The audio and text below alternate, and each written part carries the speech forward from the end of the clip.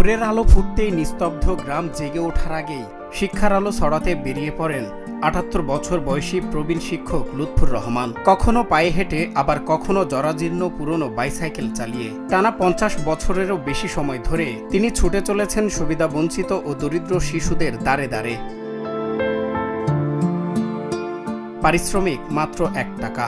হ্যাঁ, প্রতিদিন ১ টাকা নিয়েই গড়ে তুলেছেন হাজারো শিক্ষার্থীর ভবিষ্যৎ। এলাকার গণ্ডি পেরিয়ে তাই তো তিনি পরিচিতি পেয়েছেন ১ টাকার মাস্টার নামে। ১৯৭২ সাল থেকে নিজ উদ্যোগে শিক্ষার আলো ছড়িয়ে যাচ্ছেন তিনি। নতুন প্রজন্মকে আলোকিত করলেও তার নিজের জীবনের গল্প যেন কষ্টে মোড়ানো এক সংগ্রামের ইতিহাস।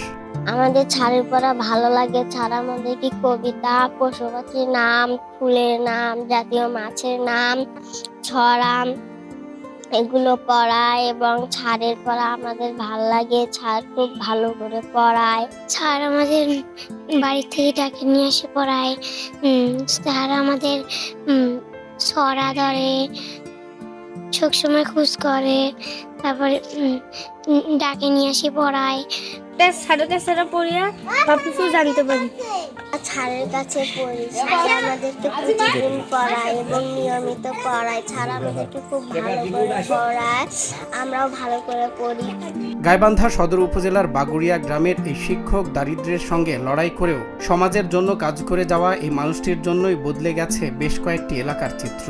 নিজের জীবনে আক্ষেপ থাকলেও শিক্ষার্থীদের সাফল্যই তার সবচেয়ে বড় আনন্দ। আমরা ৭৪ সাল ছেলেমেয়ে লেখাপড়া করতে সেগুলো শিক্ষা থেকে বঞ্চিত ছিল, তার টাকা ভেজে দিতে পারেন, খুব অভাব ছিল। তাদের বাড়িতে যায় আমি বিনা ভাষায় লেখাপড়া শিখেছি। দেশ স্বাধীন হওয়ার পরপরই ১৯৭২ সালে গুণভরি উচ্চ বিদ্যালয় থেকে ম্যাট্রিক পাশ করেন তিনি। কিন্তু দারিদ্র্যের কারণে আর কলেজে ভর্তি হওয়া হয়নি। তবু শিক্ষা থেকে মুখ ফিরিয়ে আনেননি তিনি।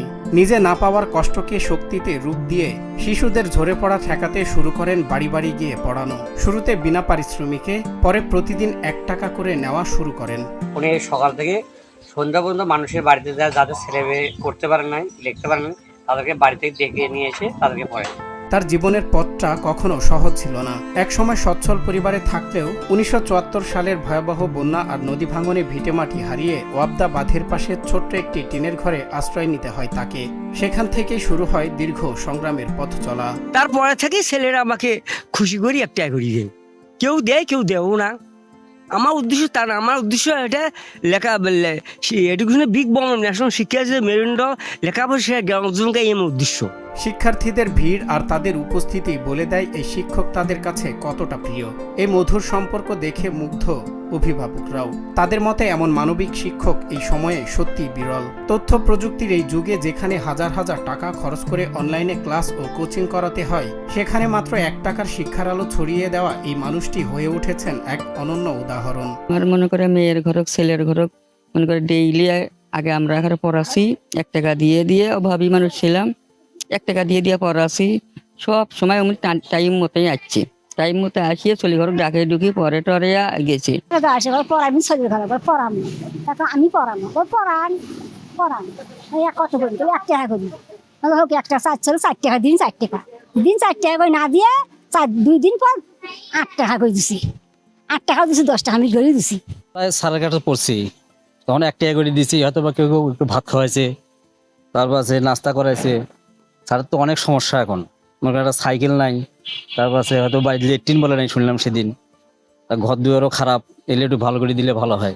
এদিকে সমাজের জন্য নিরলসভাবে কাজ করে যাওয়া এই শিক্ষকের পাশে দাঁড়ানোর আশ্বাস দিলেন গাইবান্ধা সদর উপজেলার নির্বাহী অফিসার। ১ টাকার বিনিময়ে গ্রামের ঝরে পড়া বাচ্চাদের শিক্ষার উদ্যোগ নেন বা ব্যক্তিগতভাবে তিনি পড়ান। আমরা খোঁজ খবর নেব, যদি আর্থিক বা অন্য কোনোভাবে সহযোগিতা করার উপযোগী দরকার হয় তাহলে আমরা উপজেলা প্রশাসনের পক্ষ থেকে সহযোগিতা করার চেষ্টা করব। লুৎফর রহমানের মতোই মানুষরাই হয়তো আমাদের মনে করিয়ে দেয়, শিক্ষা শুধু পেশায় নয়, এটি এক ধরনের সেবা এবং ভালোবাসা। সজল বিশ্বাস, নিউজ ডেস্ক, বাংলা টিভি।